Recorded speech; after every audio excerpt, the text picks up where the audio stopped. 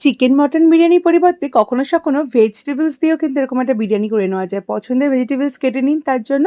আর কিছুই না, ভাত বাসমতি চালকে একটু ভিজিয়ে রেখেছিলাম। এবার এটাকে ভালো করে 80% মতো কুক করবো। আর একটু সাদা তেল দিয়ে দেবো, নাহলে ভাতটা কিন্তু ঝরঝরে থাকবে। 80% হয়ে গেলে তেল দিয়ে তারপর তুলবেন। অপরদিকে পেঁয়াজটা ভেজে নেবো। পেঁয়াজটা হালকা ব্রাউন করে ভেজে নেওয়ার পরে কেটে রাখা সবজিগুলোর মধ্যে দিয়ে দেবো স্বাদ অনুযায়ী নুন। এবার কিছুই না, সবজিটাকে ভেজে নিয়ে ঢাকনা দিয়ে ঢেকে রেখে দেবো 5 মিনিট লো ফ্লেমে।